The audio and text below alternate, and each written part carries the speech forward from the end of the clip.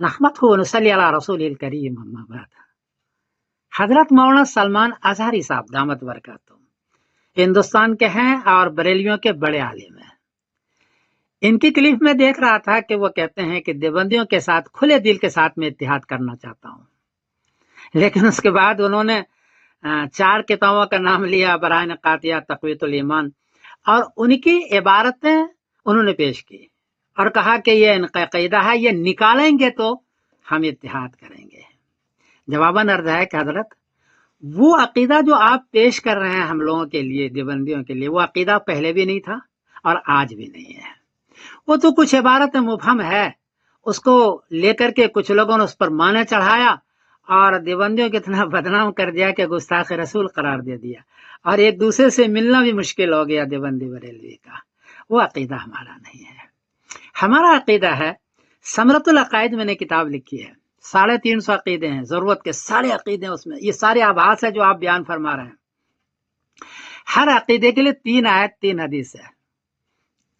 حدیث سیاہ ستہ کے قال رسول اللہ صلی اللہ علیہ وسلم، قول صحابی قول تابعی بھی نہیں لیا، کسی کی رائے نہیں لی، کسی کے فتویٰ کا ذکر اس میں نہیں ہے، صرف آیت صرف حدیث صراحۃ النص اور آیت ہے. صرف 7 کتاب سے تیار کیا گیا ہے. آیت مبہم اگر ہو تو تفسیر ابن عباس سے اس کی تفسیر کی گئی ہے، کسی اور تفسیر کو نہیں لی گیا. کوشش کی گئی ہے صراحۃ النص. یہ کتاب اس لیے لکھی تھی میں نے تاکہ دیوبندی بریلوی اہل حدیث سب اگر جمع ہونا چاہیں تو اس پر جمع ہو جائیں. اب کہتے ہیں نا صرف آیت ہو صرف حدیث ہو، یہ صرف آیت اور صرف حدیث ہے اور صراحۃ النص ہے. آئیے اس پر ہم اتحاد کرتے ہیں. یہ ہمارا عقیدہ ہے دیوبندیوں کا. اور اگر اس میں کمی زیادتی کرنی ہو تو اس میں 2 شرطیں ہیں. ایک تو آیت ہو صراحۃ النص، اور اگر مبہم جملہ ہے تو تفسیر ابن عباس سے تفسیر کریں، کسی اور سے نہیں. یا سیاہ ستہ ہے کہ حدیث ہو تو کمی زیادتی بھی میں کر دوں گا انشاءاللہ، کوئی حرج کی بات نہیں ہے. اور میری کوشش ہے کہ آپ اس کتاب کو دیکھیں. یہ کتاب یہ ہے میری، یہ ثمرۃ العقائد ہے، اس میں 350 عقیدے ہیں. اس کو آپ دیکھیں، آن لائن موجود ہے. گوگل پر جب جائیں گے ثمرۃ العقائد لکھیں گے تو آپ فوراً یہ کتاب آ جائے گی. اس کو غور کریں. کمی زیادتی ہو تو ہم کو کہیں، لیکن شرط وہی ہے کہ آیت اور حدیث صراحۃ النص، قول صحابی قول تابعی نہیں. حضرت نے فرمایا یہ بالکل نہ ہو، اس لیے کہ حضرت پھر وہ اختلاف زیادہ ہو جائے گا.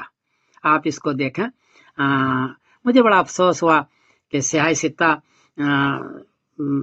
کہ حنفیوں کے 2 ٹکڑے ہو گئے، اور ایک دوسرے اگر جڑے ہوتے تو کتنا کام ہوتا غیر مسلموں میں، لیکن ہم 2 ٹکڑے میں بٹ گئے. ابھی ڈاکٹر طاہر القادری صاحب دامت برکاتہم نے کہا تھا کہ ہم اتحاد کرتے، وہ بغیر شرط کے کہہ رہے تھے.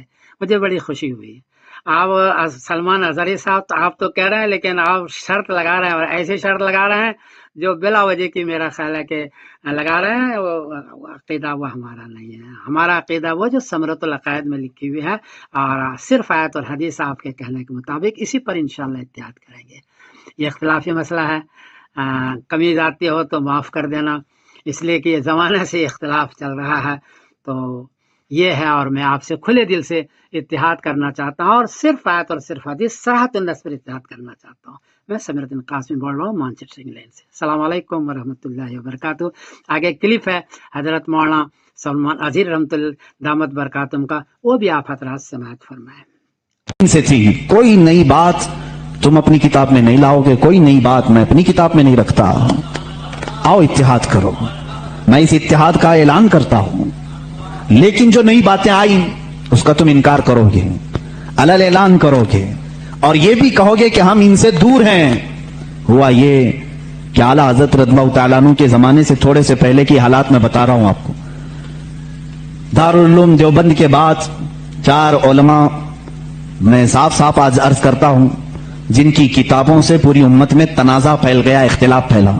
لوگ ہم کو اختلاف کا فتویٰ دیتے ہیں، اگر نہ یہ کتابیں آتی نہ یہ کوئی فتوے آتے. کتابیں لکھی گئی، کتابوں میں اچھی باتیں تھی، حضور صلی اللہ علیہ وسلم کی سیرت پر بھی کچھ کتابیں لکھی گئی، اللہ کی شان میں لکھی گئی، بہت ساری باتیں اچھی تھیں. لیکن بیچ میں چل کر کچھ عبارتیں ایسی کہ لڑکھڑا گئی، اور وہ اتنی لڑکھڑا گئی کہ عام مسلمان بھی اسے بولنا پسند نہیں کرے گا.